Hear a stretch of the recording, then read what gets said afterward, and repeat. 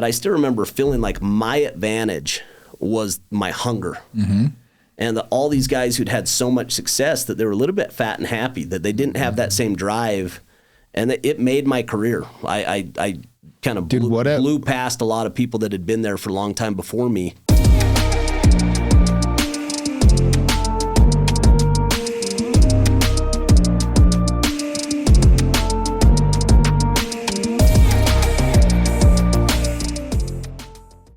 What a gift. I've always wondered how you got to the position you did at Vivint, because I knew you came in a little later and you ended up becoming one of the regional managers, which was the prime position of Vivint. And that's so cool, dude. I love it. Giving me goosebumps because it piggybacks to my own story. Like, the gift of my life was losing all that money and having that debt hanging over me. I'm sure you saw this. Like, it was an interesting experience in human behavior, because I had some friends that were in the exact same scenario that I was in, and they completely shut down. That the pressure was just too much, and they couldn't take any action. Well, dude, we had a third partner. So there was the partner that stole all the money, and then I had a buddy, he was a mission friend. He'd put in 40 grand on a credit card to be a partner in this business, the meat business. I had 120 grand debt that I had to figure out how to pay back, which I did. He had 40 grand debt on a credit card. He bankrupted. He didn't try. He didn't even try. He just BK'd out of it. Yeah, and it affected him for a decade. He finally is back on his feet. He's still solar now and does really well. And, he's got a beautiful family. He's doing great. But for a decade, that dude, I had to kick him out of my house as a roommate because he wouldn't get off his damn computer. All he would do is play that stupid, not Dungeons and Dragons, but I'm talking about, the stupid World of Warcraft. That's what it was. Yeah. He'd play for 50 hours a week. And I told him, I said, not in my house, dude. Like, you're depressing me. You got to move out if this is what you're going to do something. But to your point, right? It was like, why does one guy choose to go, okay, I'm going to go sell 100 homes this year then, while the other guy locks himself in his room and plays World of Warcraft? And I didn't know the answer, other than, like, about half of us, like, rose up and the other half just shut down. And I don't know kind of the why behind it, and a lot of them have been successful later on, but in that moment, it was too intense. It was too heavy. And for me, being able to just say, I'm all in, here's a simple plan, I'm going to take massive action, like burn my boats, and it made all the difference and kind of catapulted my career. Well, I think that our generation, me, you, what are you, almost 40? This year. Yeah, so I just turned 40. We have this time frame of when we were born. I think it's a real gift. I think we got lucky in a way.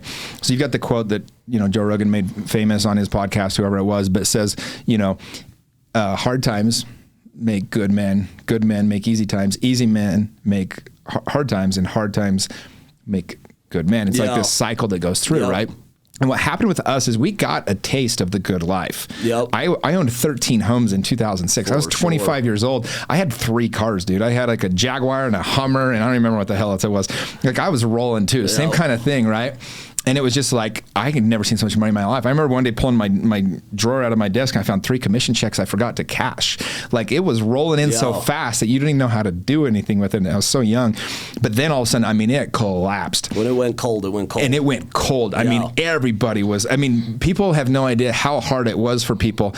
And because we went through those hard times, we kind of got through this furnace fire, it really molded us into like who we all became. Yep. Those of us that pushed through that and like really worked through that became warriors, and we're all friends to this day. We all have this respect because we all know we were all there. Like, I know what that was. I know the position you felt like you were in when you had that house and that house payment. So I teach entrepreneur, and you've been a guest in my class in entrepreneurship up at BYU.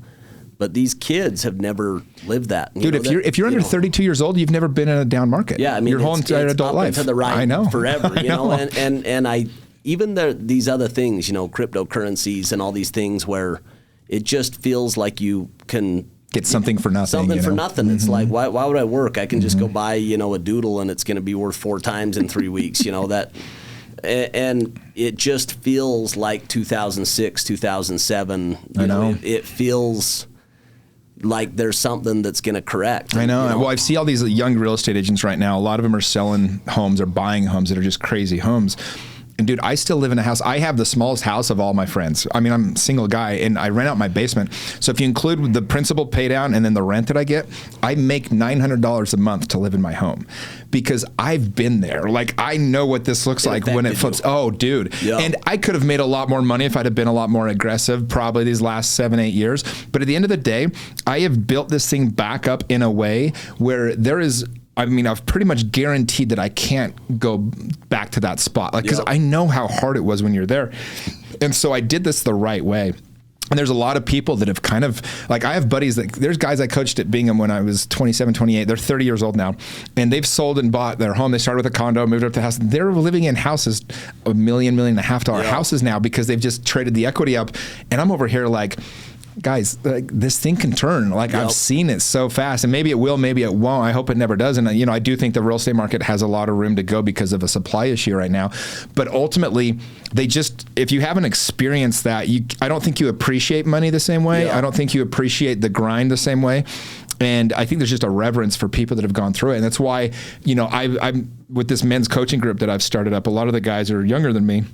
And I've decided, like, our third quarter, I need to go all into finances and investing because so many of them, they've only known this market that's been very generous to everybody that's been involved in it.